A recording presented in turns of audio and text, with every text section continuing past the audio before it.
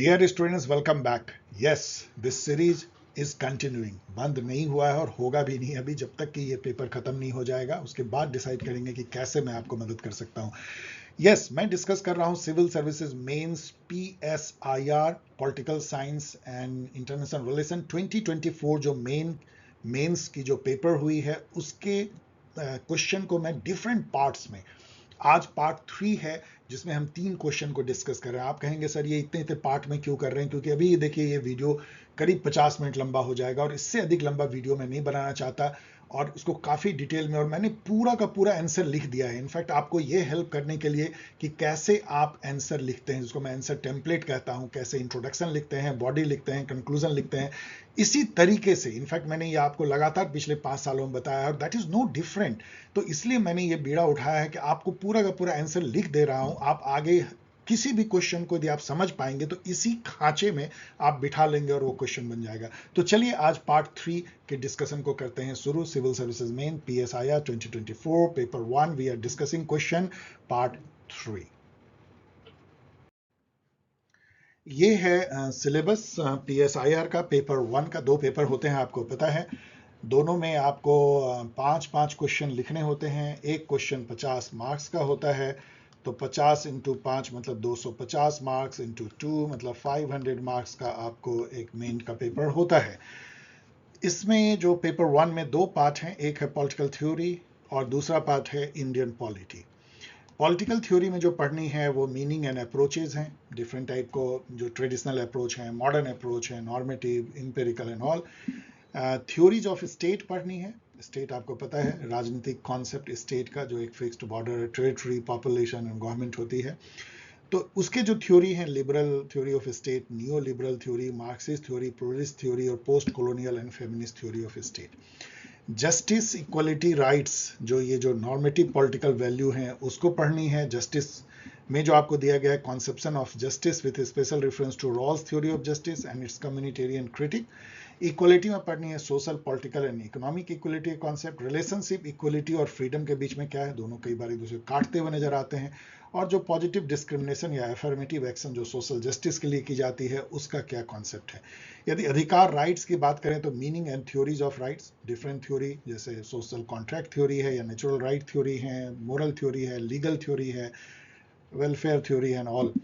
different kinds of rights, first generation right, second generation right, third generation right, legal rights, constitutional right, moral rights and like, and concept of human right। human right का तो पूरा एक विशाल तंत्र है, वो उसके बारे में पढ़नी है। डेमोक्रेसी भी आपको पढ़नी है इसमें।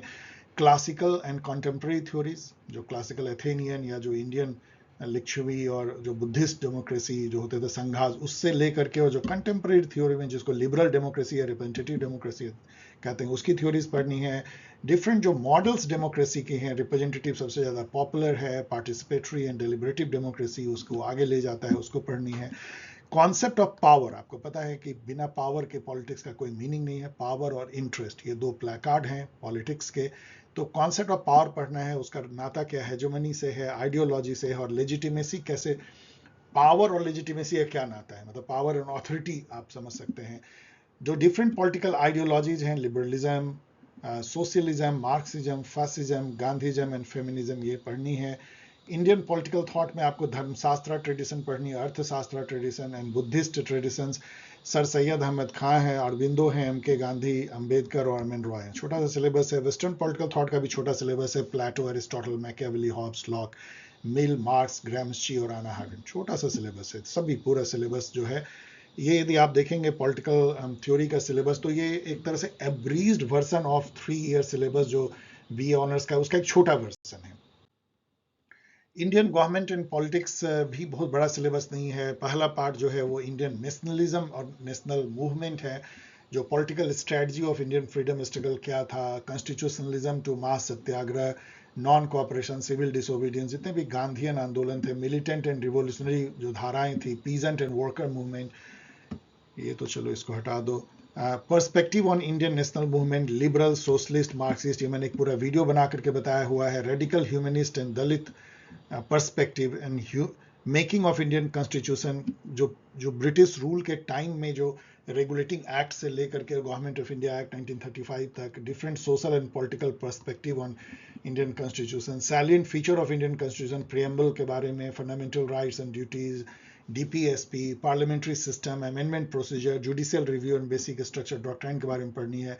Then principal organ of a union government, जो एज मतलब ये बहुत मजेदार है कि envisages role and actual working, जो कॉन्स्टिट्यूशन में जो रोल दिए गए हैं प्रिंसिपल ऑर्गन्स का, एग्जीक्यूटिव, जुडिशरी, लेजिस्लेचर का, वो और जो एक्चुअल जमीन पे उनकी वर्किंग दिखती है, उन दोनों को कंपैरिजन भी करना है। सेम वे स्टेट गवर्नमेंट में भी आपको कंपेयर करना है उनके एग्जीक्यूटिव, लेजिस्लेचर और हाई कोर्ट्स का, जो उनके इनविसेज रोल हैं और जो वो जमीन पे दिखते हैं। इसके अलावा ग्रास रूट डेमोक्रेसी भी है, जिसको डिसेंट्रलाइजेशन कर सकते हैं, Panchayati Raj and municipal government, significance of 73rd and 74th amendment, grass root movement का क्या स्टेटस है। तो मैं ये कहना चाह रहा हूँ, पहले तो ये सिलेबस छोटा सिलेबस है, इसको बहुत आसानी से 1-2 महीने में जो है बहुत अच्छे से प्रिपेयर किया जा सकता है। It is not a big syllabus. दूसरी बात मैं हमेशा कहता हूं कि सिलेबस सिलेबस सिलेबस मतलब आपकी प्रिपरेशन हमेशा सिलेबस से निकलनी चाहिए, उसके इतर नहीं। एक टॉपिक देखिए, जैसे कि मान लीजिए यहाँ लिखा है making of Indian constitution, legacies of the British rule. इसका मतलब यह है कि जो ब्रिटिश रूल जो था, ब्रिटिश इंडिया, उसमें जो कॉन्स्टिट्यूशनल रिफॉर्म हुए थे उसके बारे में अच्छी आपको नॉलेज चाहिए। तो आप रेगुलेटिंग एक्ट से लेकर के गवर्नमेंट ऑफ इंडिया एक्ट 1935 तक को पढ़ लीजिए कि कैसे कॉन्स्टिट्यूशनल डेवलपमेंट इंडिया में हुआ। इसके अलावा सॉरी, अभी ये कंटिन्यूड है तो मुझे लगा कि वो छोटा है, लेकिन ठीक है, थोड़ा और है। स्टैट्यूटरी इंस्टीट्यूशन एंड कमीशन है, इलेक्शन कमीशन जो कॉन्स्टिट्यूशनल है। यहाँ पे एक बात उन्होंने बहुत अच्छी की है, मैं हमेशा कहता हूँ कि इवन जो कॉन्स्टिट्यूशनल बॉडी है लाइक इलेक्शन कमीशन या CAG, वो भी स्टैट्यूटरी बॉडी है। स्टैट्यूट का मतलब होता है लॉ, लेकिन पता नहीं ये कैसे एग्जाम में इस टाइप से आ गई कि ये statutory body is different from the constitutional body. सबसे बड़ा स्टैट्यूट जो किसी भी कंट्री का होता है वो कॉन्स्टिट्यूशन है, तो वो भी स्टैट्यूटरी बॉडी है। लेकिन यदि आप उसको डिफ्रेंशिएट ही करना चाहें, बड़ा स्टैट्यूट, छोटा स्टैट्यूट, तो आप कह सकते हैं election commission and controller and auditor general जो है वो कॉन्स्टिट्यूशनल बॉडी है, फाइनेंस कमीशन भी कॉन्स्टिट्यूशनल बॉडी है, UPSC भी कॉन्स्टिट्यूशनल बॉडी है। लेकिन ये भी constitutional, national commission for schedule caste, schedule tribe भी कॉन्स्टिट्यूशनल बॉडी है। लेकिन national commission for women, national human right commission, national commission for minority, national, ये भी कॉन्स्टिट्यूशनल है। तो यहाँ पे बहुत सारे कॉन्स्टिट्यूशनल बॉडी हैं जो किसी कॉन्स्टिट्यूशन के आर्टिकल में लिखे गए हैं, और 3 जो है यहाँ पे स्टैट्यूटरी बॉडी हैं, जिसको कि आप कह सकते हैं वो कॉन्स्टिट्यूशन में तो नहीं है लेकिन एक लॉ से लाए गए हैं, like national commission for women, national human rights commission और national commission for minority. Then हमें फेडरलिज्म के बारे में पढ़नी है, कॉन्स्टिट्यूशनल प्रोविजन क्या है, changing nature of central state relation कैसे बदल रहा है इलेक्टोरल पॉलिटिक्स के चलते, and integrationist tendencies and regional aspirations. अभी जैसे one nation one election integrationist tendency है, और रीजनल एस्पिरेशंस तो कई तरह से दिखती है, रीजनल पार्टी का उदय and coalition government and regional assertion, छोटे स्टेट की मांग and all, inter state dispute, inter state जो काउंसिल है, इन सब के बारे में पढ़नी है। Planning and economic development, Nehruvian and Gandhian perspective कैसा था, role of planning and public sector, green revolution, land reform and agrarian relation, liberalisation, economic reform, ये सब पढ़नी। Caste, religion, ethnicity in Indian politics, party system, national and regional political parties, ideological and social basis of parties, left parties, right party, centre party, pattern of coalition politics, pressure group, trend in electoral behaviour, कैसे बदल रहा है voting behaviour and all, changing socio economic profile of legislature, मतलब representation भी बदल रहा है। Social movement भी पढ़नी है, civil liberties and human right movement India में जो हुए हैं, women's movement, environmentalist movement and all. फिर भी मैं बोलूंगा कि सिलेबस बहुत ही टाइट और बहुत ही छोटा सिलेबस है, जिसको आसानी से 1-2 महीने में किया जा सकता है। यस, आइए अब PSIR 2024 के पेपर 1 के जो क्वेश्चन नंबर 2 है, जिसमें कि 3 पार्ट्स हैं, तो 3 क्वेश्चन हो जाते हैं, 2A, B एंड C। इसको थोड़ा डिस्कस करते हैं। ऑफ कोर्स जैसा मैंने कहा कि एक शॉर्ट वीडियो में, जिससे कि हम कई पार्ट्स में इसको एनालाइज कर पाएं थोड़ा डिटेल में।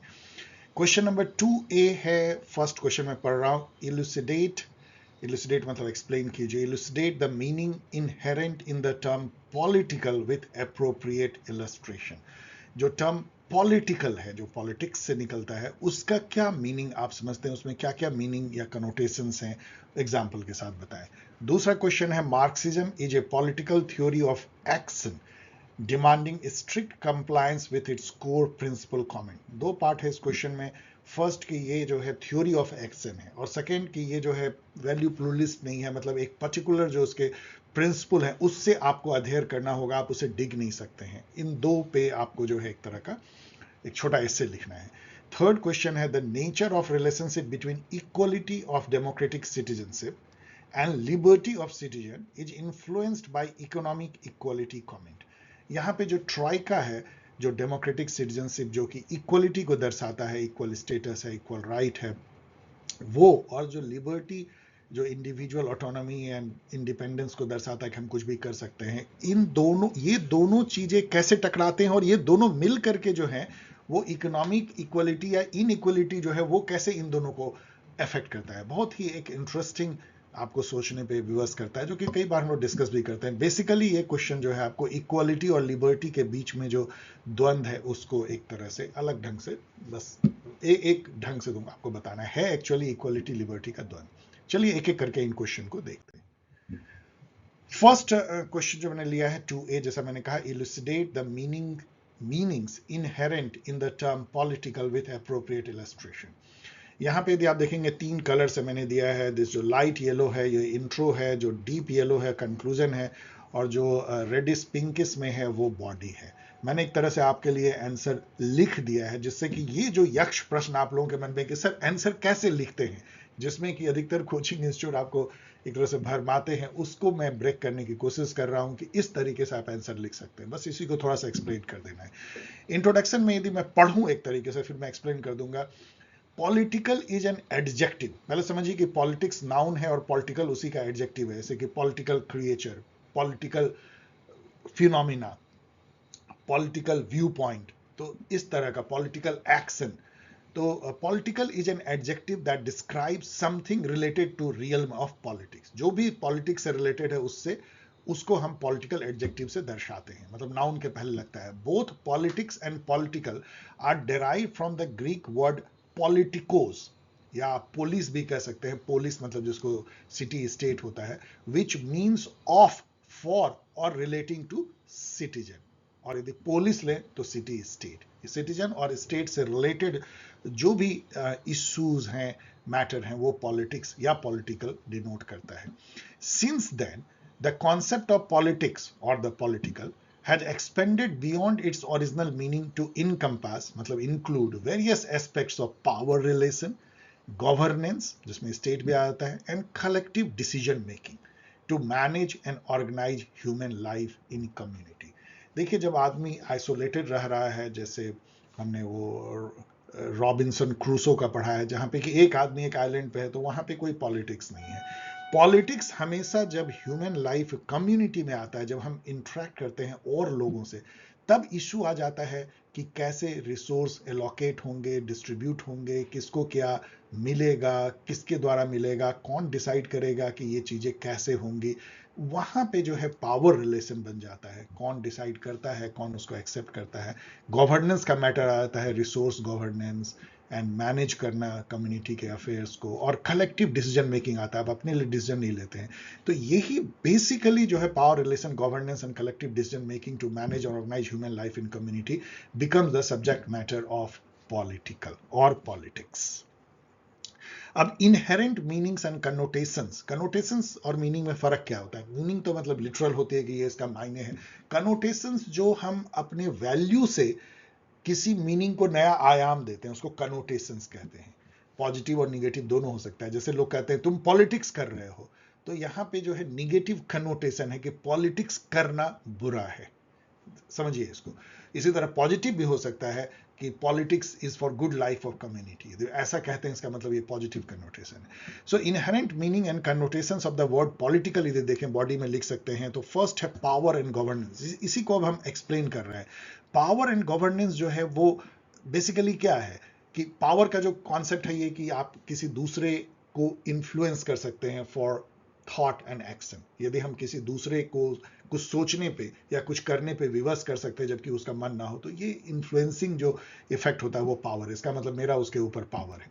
This is one way of defining power. Power के अनेक अनेक तरीके से हम पावर को डिफाइन कर सकते हैं। लेकिन collective decision making for allocation of resources, basically power और गवर्नेंस का जो मामला है वो ये है कि हम कैसे डिसाइड करते हैं मिल करके कि रिसोर्सेज जो हैं, चाहे नेचुरल रिसोर्स हो, सोशल रिसोर्स हो, प्राइमरी सोशल गुड्स हो, उसका एलोकेशन कैसे हुआ, किसको क्या मिलेगा, distribution of benefits and burden, कौन जो है बेनिफिट्स लेंगे जो भी रिसोर्सेज का है या ऑफिसेज का है, और जो उसके बर्डन है वो कैसे शेयर होगा, एंड कैसे कन्फ्लिक्ट जो जब हम कम्युनिटी लाइफ में रहते हैं तो बहुत सारे कन्फ्लिक्ट उभर के आते हैं, वो कैसे रिजॉल्व होगा।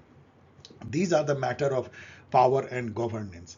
अब ये डिसीजन मेकिंग कौन करेगा, आप समझिए जिसके पास में पावर होगा वही जो है वो डिसीजन मेकिंग करेगा। तो यहाँ पे बहुत सारे कॉन्सेप्ट आ जाते हैं कि elite versus masses, elite power hold करते हैं, they are the decision makers, और मासेज जो है उस डिसीजन को एक्सेप्ट करते हैं।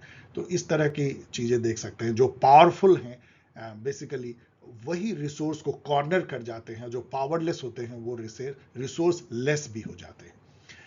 इसके अलावा पावर इन गवर्नेंस जो है स्टेट और उसके इंस्टीट्यूशंस को भी जो है दर्शाता है।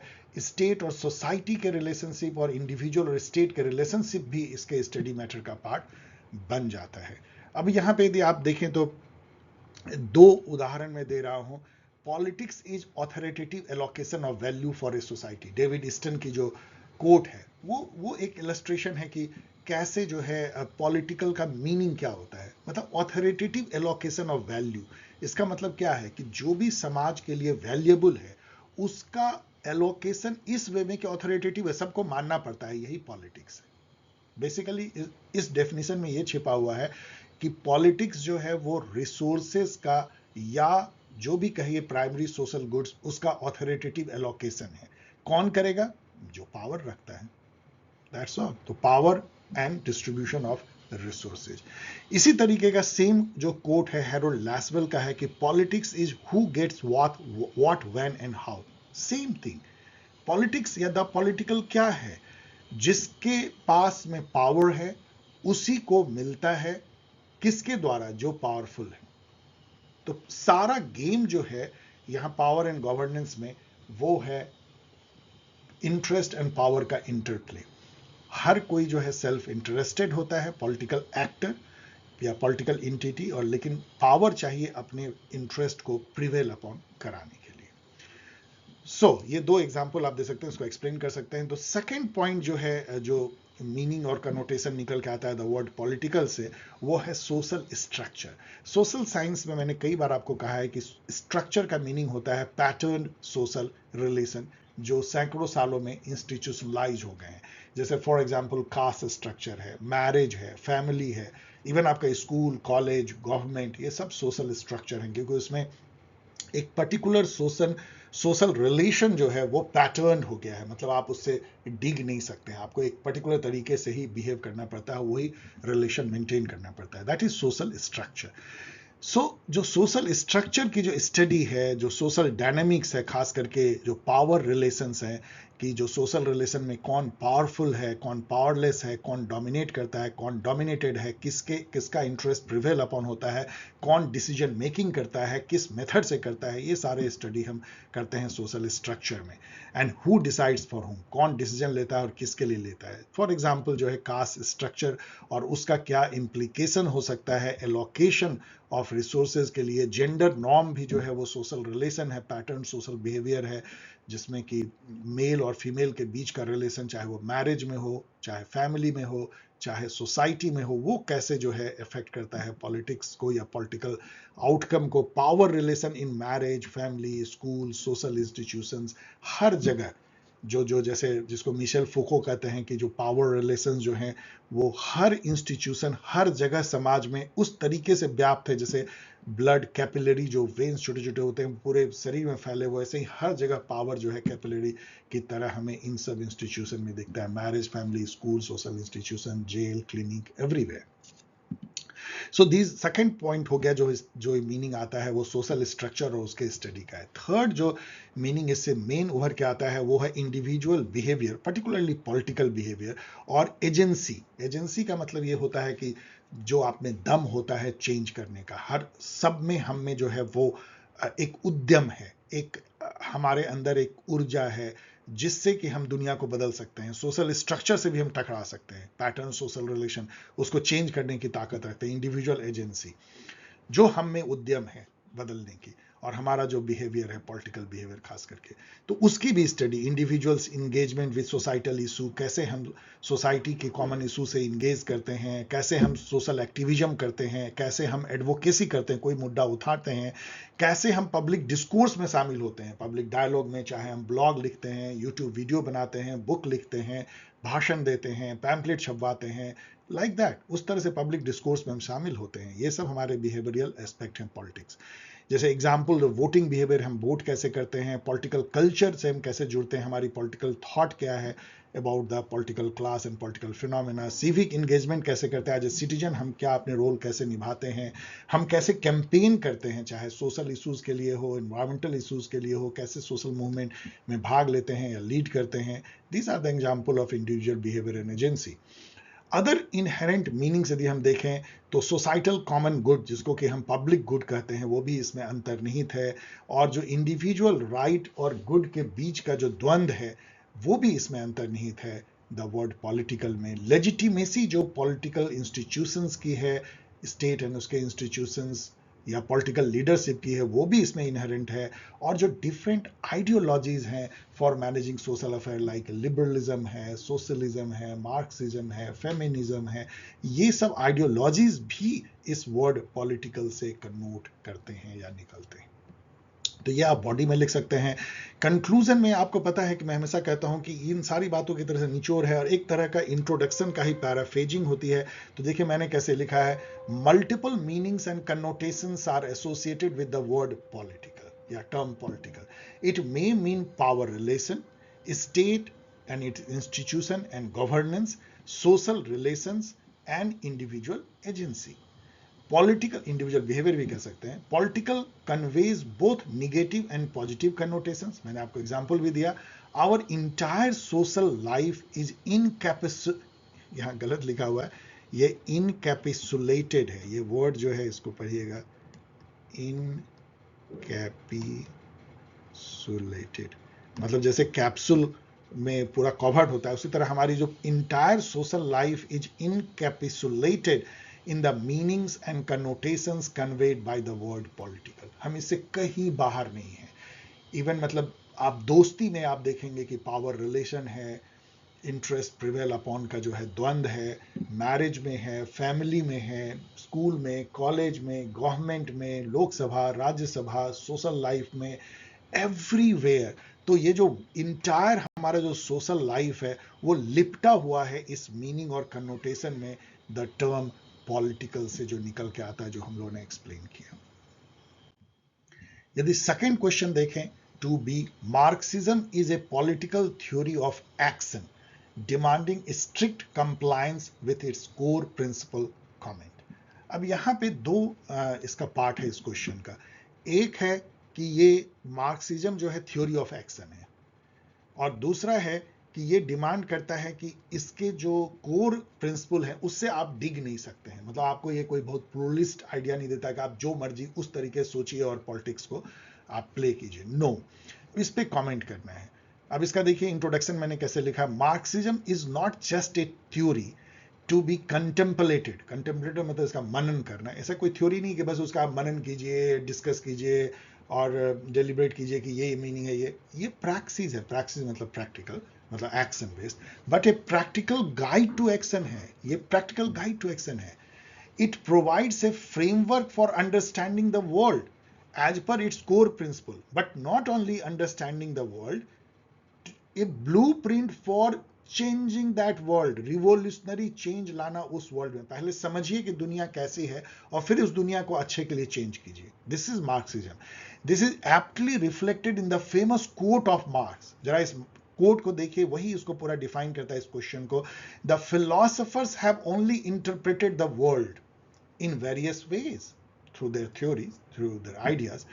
The point however is to change it. Marx कहते हैं केवल इससे नहीं होगा कि हम दुनिया को समझें डिफरेंट वेज में, हमें उसको बदलना होगा। तो मार्क्सिज्म जो है वो थ्योरी ऑफ एक्शन है, थ्योरी ऑफ चेंज है, थ्योरी ऑफ रिवॉल्यूशन है। So Marxism therefore is inherently action and change oriented political theory है। Now come to the body. अब इसके पहले तो आपको इसमें एक्सप्लेन करना चाहिए कि क्या है कोर प्रिंसिपल ऑफ मार्क्सिज्म जिससे ये आपको डिगने नहीं देता है। तो यहाँ पे तो बहुत घिसा पिटा है। इसके जो कोर प्रिंसिपल है वो तीन बेसिकली है। एक है हिस्टोरिकल मटेरियलिज्म, इसका मतलब है कि historical changes in mode of production, मतलब किस तरीके से आप सोशल प्रोडक्शन करते हैं, that is mode of production, which also define the forces of production and relation of production. तो इसी से जो है this results into evolution of social structure. जो हमारे सोशल स्ट्रक्चर हैं, चाहे वो मास्टर स्लेव स्ट्रक्चर हो, लॉर्ड और सर्फ स्ट्रक्चर, उसको फ्यूडल सोशल स्ट्रक्चर कहते हैं, या कैपिटलिस्ट सोशल स्ट्रक्चर, या सोशलिस्ट और कम्युनिस्ट, ये इसी से निकलता है कि हिस्टोरिकल पीरियड में कैसे चेंजेज हो रहे हैं मोड ऑफ प्रोडक्शन में। तो इसको हिस्टोरिकल मटेरियलिज्म कहते हैं। This is one of the basic core tenets of Marxism. Second core principle है the class struggle. Social structure at any point of time, किसी भी टाइम में मार्क्सिज्म कहता है it embodies class struggle where in one class is dominant and other is dominated. किसी भी time में लीजिए, चाहे एंशिएंट टाइम में तो मास्टर स्लेव, और अभी जो है कैपिटलिस्ट एंड वर्किंग क्लास, हमेशा इलीट या मास, एक क्लास होगा जो डोमिनेंट होगा, हैव होगा, और दूसरा जो हैव नॉट होगा, जो डोमिनेटेड होगा। सो दैट इज क्लास, और दोनों में एक एंटागोनिज्म होगा, क्लास स्ट्रगल होगा, और उसी से जो है समाज आगे बढ़ता है, उसी एंटागोनिज्म से आगे जो है हिस्टोरिकल इवोल्यूशन होता है सोशल स्ट्रक्चर का। और यही बात ये थर्ड पॉइंट बताता है कोर प्रिंसिपल डायलेक्टिकल मटेरियलिज्म, मतलब constant change and development through conflict and contradiction in material condition of life. मतलब कि थेसिस, एंटीथेसिस और सिंथेसिस जो होती है, या आप कह लीजिए निगेशन ऑफ निगेशन, कोई चीज है उसका निगेशन और फिर उसका निगेशन का निगेशन। तो ये जो है डायलेक्टिकल, मतलब कि चेंज एंड कंट्राडिक्शन से जो है इवोल्यूशन जो होती है, ऑफ कोर्स मटेरियल फील्ड में, ना कि आइडियशनल चेंज। ये तीन प्रिंसिपल से आपको डिगने नहीं देता है। अब इससे पहले कि हम स्ट्रिक्ट कंप्लायंस पे जाएं, पहले ये देखिए कि क्या इसके इम्प्लीकेशन है एक्शन के लिए, कैसे ये जो है एक्शन बेस्ड थ्योरी है। पहले तो इसका जो प्रैक्सिस है वो रिवोल्यूशनरी है। प्रैक्सिस वर्ड को जरूर आप यूज कीजिएगा इस आंसर में। प्रैक्सिस का मतलब होता है प्रैक्टिकल एप्लीकेशन ऑफ थ्योरी, आप ये समझिए। तो ये जो है रिवोल्यूशनरी प्रैक्सिस को ये जो है एडवोकेट करता है, जिसमें कि वर्कर्स को ऑर्गेनाइज करना है, बिल्डिंग रिवोल्यूशनरी पार्टीज बनाना है, वैनगार्ड पार्टीज, और मास मूवमेंट में इंगेज होना है। सो रिवोल्यूशनरी प्रैक्टिस हैं। क्लास कंसियसनेस डेवलप होनी है। Working class must develop a class consciousness to understand their exploitation. पहले वो ये डेवलप करें कि यस, मतलब वो जो हेजोमनी कहते हैं ग्रामस्ची, उससे बाहर निकलना, कि हम समझ पाए उस आइडियोलॉजी के कैमरा ऑब्सक्यूरा से बाहर निकलना। मार्क्स कहते हैं कि कैपिटलिस्ट क्लास आपको उसी तरीके से आइडियोलॉजी में भरमाता है जैसे कोई आपको कैमरा ऑब्सक्यूरा जो खिलौना होता है उसमें सीधी चीजों को उल्टा दिखाता है, आपके कॉन्शियसनेस को फॉल्स बना देता है आइडियोलॉजी।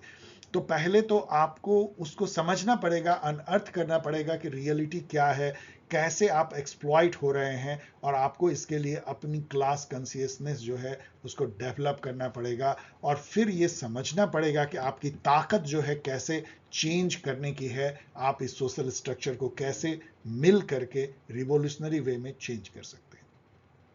इसके अलावा एक वैनगार्ड पार्टी का भी कॉन्सेप्ट इसमें आता है, कि जो वर्कर्स को लेकर के और सभी जो मार्जिनलाइज पीपल हैं, सर्वहारा, उसको लेकर के एक पार्टी बने, और वो जो है फॉर द ट्रांजिशन पीरियड जो है वो डिक्टेटरशिप ऑफ प्रोलेटेरिएट हो, मतलब इस सर्वहारा वर्ग का जो है डिक्टेटरशिप हो, जिसको स्टेट और उसके इंस्टीट्यूशन का फायदा इस वर्ग को पहुंचे, जिससे कि एक पैरिटी जो है कैपिटलिस्ट क्लास के साथ हो, और फिर सब मिट जाए और क्लासलेस और स्टेटलेस सोसाइटी बने, जो कम्युनिस्ट सोसाइटी है। इसके अलावा इंटरनेशनलिज्म भी इसके एक्शन एंड मार्क्सिज्म में निहित है, क्योंकि ये पूरे ग्लोबल लेवल पे जो कैपिटलिस्ट स्ट्रक्चर है और जो पावर रिलेशन है, जहाँ पे कि वर्ल्ड में कुछ कंट्री जो हैं वो हैव्स हैं और जो थर्ड वर्ल्ड कंट्री जो हैं वो हैव नॉट हैं, उसी तरह की स्ट्रक्चर को मार्क्सिज्म देखता है ग्लोबल लेवल पे जैसे डोमेस्टिक लेवल पे है, और उसी तरह का एक्सप्लॉयटेशन ग्लोबल लेवल पे दिखता है, जो डिपेंडेंसी थ्योरी या आप कह लीजिए पोस्ट कोलोनियलिज्म जैसी थ्योरी में उभर करके आती है। अब जो इसका दूसरा पार्ट है कि कैसे ये स्ट्रिक्ट कंप्लायंस जो है डिमांड करता है और इसका क्या इम्प्लीकेशन है। Marxism does not support value pluralism. यह आपको लिबरलिज्म की तरह नहीं है कि आप जो भी रास्ता चुने उसको चुन करके और आप आगे बढ़ सकते हैं सोशल लाइफ में, पॉलिटिकल लाइफ में। नो, आपको इसके कोर टीनेट से डिगना नहीं है। It demands strict adherence to its core principle. Any deviation with the core from the core principle is met with disapproval। आप याद कीजिए एम रॉय जब मार्क्सिज्म से डिगने लगे तो उनको कॉमिंटर्न से निकाल दिया गया। कोई भी जो है किसी को बर्दाश्त नहीं किया जाता मार्क्सिज्म में यदि आप उसके कोर प्रिंसिपल से हट करके उसके क्रिटिक बन करके आप उसके फोल्ड में नहीं रह सकते हैं। हाउएवर ये कहना भी सही नहीं है कि ये इतना रिजिड है, क्योंकि अभी इसकी जो फ्लेक्सिबिलिटी और रेजिलियंस मतलब बदलते समय में भी हमेशा अपने को बनाए रखना, resilience is evident in adoption of Marxism in contemporary theories such as critical theory, जो फ्रैंकफर्ट स्कूल एंड अदर्स जो है वो नियो मार्क्सिज्म से प्रभावित है। पोस्ट मॉडर्निज्म जो है बिल्कुल नियो मार्क्सिज्म से प्रभावित है। डिपेंडेंसी थ्योरी, पोस्ट कोलोनियलिज्म, सब अल्टरनिज्म, इवन फेमिनिस्ट की कई धाराएं जो है मार्क्सिज्म से प्रभावित हैं। तो ऐसा नहीं है कि मार्क्सिज्म रेजिलियंट नहीं है, लेकिन हाँ इसके जो कोर जो टीनेट है, historical materialism, class struggle, economic determinism भी कई तौर पे, और डायलेक्टिकल मेटेरियलिज्म, इससे आप हट नहीं सकते हैं। इसके चलते थोड़ा इसको प्रॉब्लम तो हुई है। तो वही बात मैं यहाँ पे लिखने की कोशिश कर रहा हूँ फाइनली कि praxis, activism and revolutionary change are inherent in Marxism. Praxis मतलब जो practical application of the theory, activism, social activism या पॉलिटिकल एक्टिविज्म, और revolutionary change are inherent in Marxism. Its core message remains clear, theory must lead to action and change. सीधा change और action theory का purpose है, but its demand to strict compliance to its core principle made it a bit dogmatic। लेकिन यदि आप बोलोगे नहीं एकदम बिल्कुल आप हमारे इस कोर टीनेट से हिल ही नहीं सकते, हिस्ट्री को आपको इसी रूप में देखना है क्लास स्ट्रगल के चश्मे से, तो वो एक तरह से डॉगमेटिक बना देता है मार्क्सिज्म को, और might be the reason for its failure as a practical guide to governance and state craft. और यही रीजन हो सकता है कि ये एक प्रैक्टिकल गाइड गवर्नेंस और स्टेट क्राफ्ट का बहुत जगह नहीं बन पाया। जब इसको अपनाया गया रियल स्टेट क्राफ्ट में, गवर्नेंस में, जिसको कम्युनिस्ट कंट्रीज कहते हैं, तो वो एक तरह का फेलियर ही साबित हुआ लोगों को इवन बेसिक सुविधा मुहैया कराने में, एक सोशल वेलफेयर के साथ लिबर्टी को देने में, और एक अच्छा समाज और स्टैंडर्ड ऑफ लिविंग बनाने में एक तरह से असफल ही रहा। हो सकता है इसका कारण इसका इतना ज़्यादा रिजिड होना भी है। यही इसलिए जब गोर्बाचोव बने तो उन्होंने पेरेस्ट्रोइका और ग्लासनोस्ट लाया, मतलब इस रिजिडनेस को उन्होंने ख़त्म करने की कोशिश की कि कोई भी क्रिटिसाइज कर सकता है गवर्नमेंट को जो मार्क्सिस्ट आइडियोलॉजी पे है। तो ये आप लिख सकते हैं इस तरीके से, काफ़ी हो जाएगा इसको लिखने के लिए। थर्ड क्वेश्चन देखिए, द 2C जो है, the nature of relationship between equality of democratic citizenship and liberty of citizen is influenced by economic equality. यहाँ पे ट्रॉइका है, एक तरफ जो है इक्वल डेमोक्रेटिक सिटीजनशिप है, जो कि आप TH मार्शल का याद कीजिए, तो जो सिटीजनशिप एक स्टेटस है जो सबको इक्वल स्टेटस देता है, इक्वल राइट्स देता है, social political social socio political and economic rights देता है, और अपॉर्चुनिटी देता है, equal opportunity, rights and status. तो ये डेमोक्रेटिक सिटीजनशिप है। दूसरी तरफ लिबर्टी ऑफ सिटीजन जो है, जो कि कितने तरीके से आप एनालाइज कर सकते हैं। लिबर्टी का मतलब कि इंडिविजुअल ऑटोनॉमी है, इंडिविजुअल को एक तरह का डिस्क्रिशन है, इंडिपेंडेंस है कि अपने थॉट के ऊपर, अपने विल के ऊपर, अपने एक्शन के ऊपर, जब तक कि वो दूसरे किसी को हार्म नहीं कर रहा है तब तक वो उसको कर सकता है। लेकिन ये दोनों चीजें इकोनॉमिक इक्वलिटी से कैसे इंपिंज होती है, इस पर जरा सा सोचिए। अब इसमें देखिए मैंने कैसे इसका इंट्रोडक्शन लिखा है। Democratic citizenship is grounded in the idea that each citizen possesses equal rights, status and opportunities। यही तो है डेमोक्रेटिक सिटीजनशिप, इक्वल सिटीजनशिप, सभी इक्वल है। Whereas liberty denotes individual autonomy and freedom of thought and action without interference and constraint। कोई constraint नहीं, हम कुछ भी चाहे कर सके, ऑफ कोर्स किसी दूसरे को नुकसान ना पहुंचा के, जो JS मिल का हार्म प्रिंसिपल है। Economic inequality however makes the democratic citizenship meaningless. कोई मीनिंग है क्या इसका?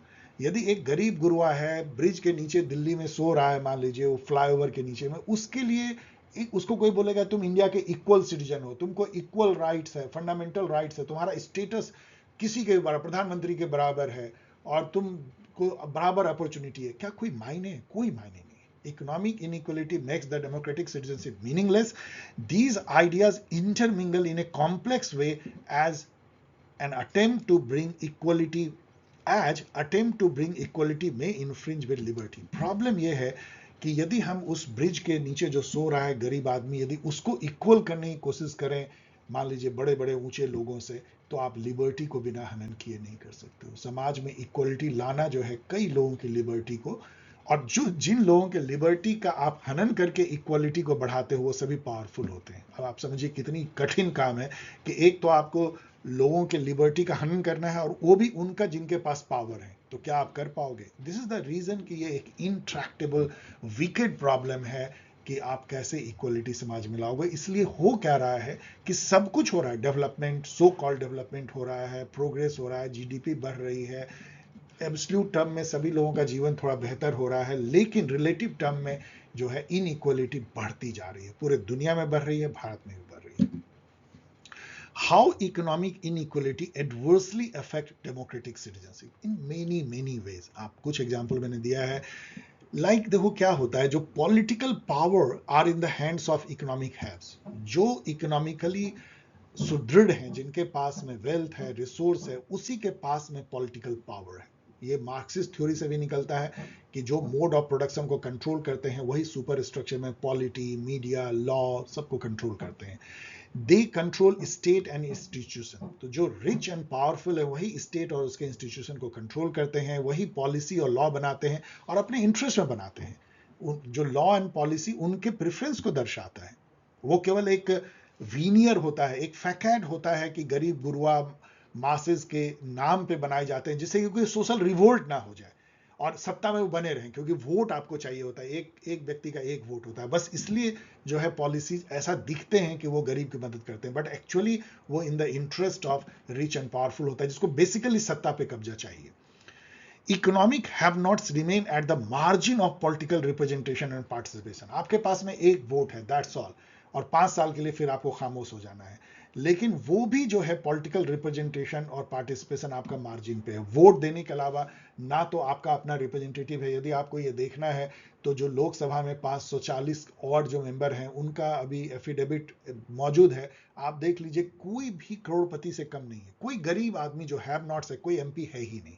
इसका मतलब क्या है कि जो गरीब है उनका कोई रिप्रेजेंटेशन नहीं है। हर कास्ट का हो सकता है, दलित भी हैं, पिछड़े जाति के भी हैं, लेकिन गरीब जो है वो नहीं है। आप याद रखिएगा, गरीब एमपी नहीं है, ना ही कोई गरीब व्यक्ति चुनाव लड़ सकता है। इवन मिडिल क्लास चुनाव नहीं लड़ सकता। एक चुनाव लड़ने में जितने करोड़ रुपए खर्च होते हैं वो कोई भी मिडिल क्लास आदमी भी नहीं ला सकता है। इसका मतलब क्या है कि इकोनॉमिक हैव नॉट्स जो हैं, जो दूसरे साइड में हैं, जो कि जिनके पास वेल्थ या रिसोर्सेज या इनकम नहीं है, उनका पॉलिटिकल रिप्रेजेंटेशन खत्म है, कुछ नहीं है, और उनका पॉलिटिकल पार्टिसिपेशन भी लिमिटेड है, बस वोट देने तक, और कुछ भी नहीं है।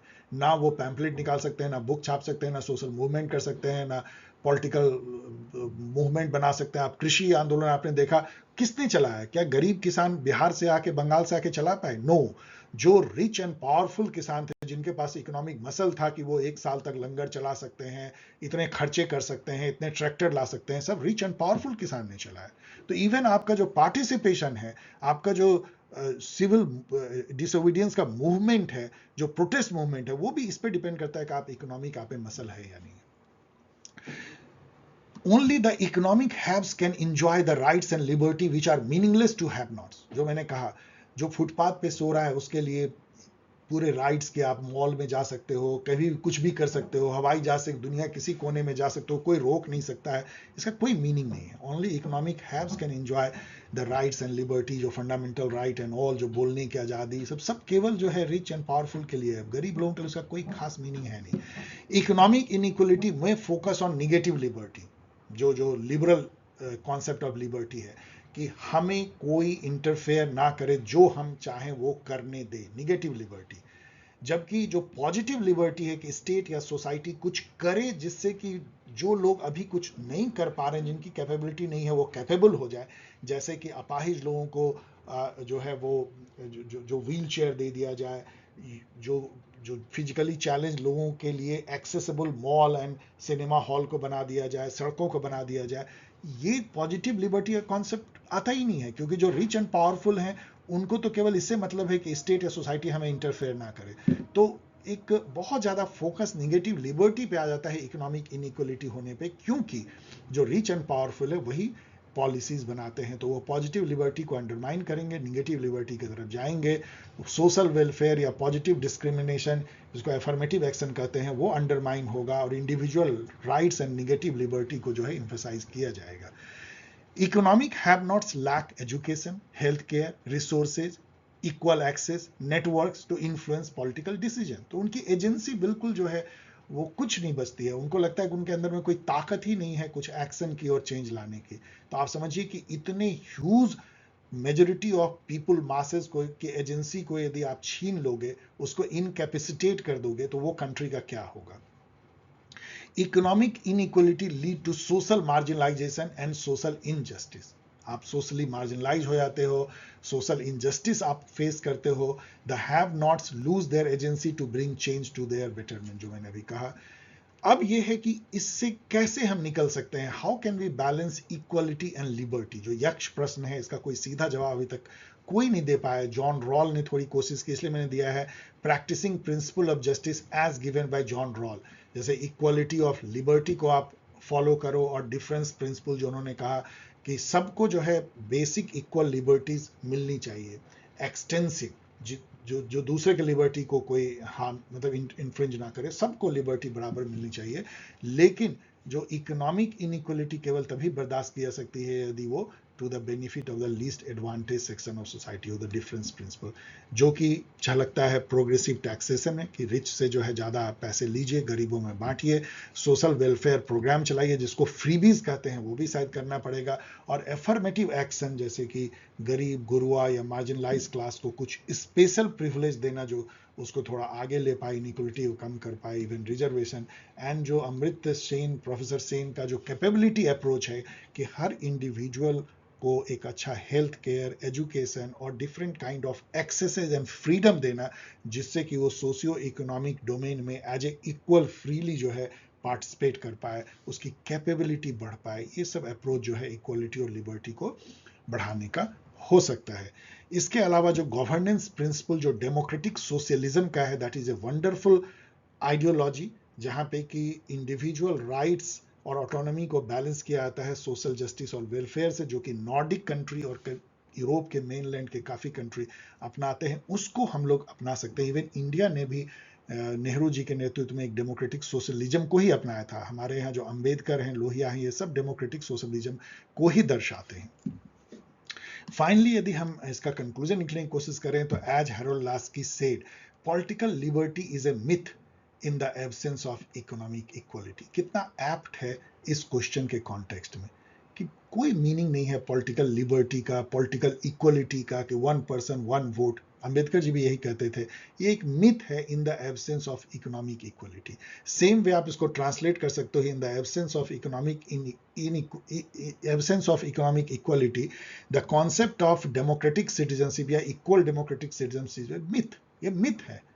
कोई बराबर नहीं है। जो फुटपाथ पे जो फ्लाईओवर के नीचे सो रहा है और जो रिच एंड पावरफुल जो फ्लाइट से घूम रहे हैं, उन दोनों में इक्वल सिटीजनशिप का कोई मायने नहीं है। केवल ये कह देने से कि भाई देखो जो फ्लाइट में घूम रहा है उसको भी एक वोट है और तुमको भी एक वोट है, तुम भी प्राइम मिनिस्टर बन सकते हो, वो भी बन सकता है, तुम भी बराबर हो, तुमको भी फंडामेंटल राइट है, तुम रिट पिटीशन फाइल कर सकते हो, उसको भी है, कानून की नज़र में तुम भी बराबर हो। इससे कुछ नहीं होता है, ये मीनिंगलेस है जब तक कि आप एक्चुअल में उनको इक्वल स्टेटस ना दे, इकोनॉमिकली उनको फील ना हो, या कैपेबिलिटी में उनको फील ना हो कि उनको equal status, equal opportunity, equal advantage है to connect to the socio economic ecosystem and domain, वहां एज ए इक्वल वो सोशल प्रोडक्शन में जुड़ सके।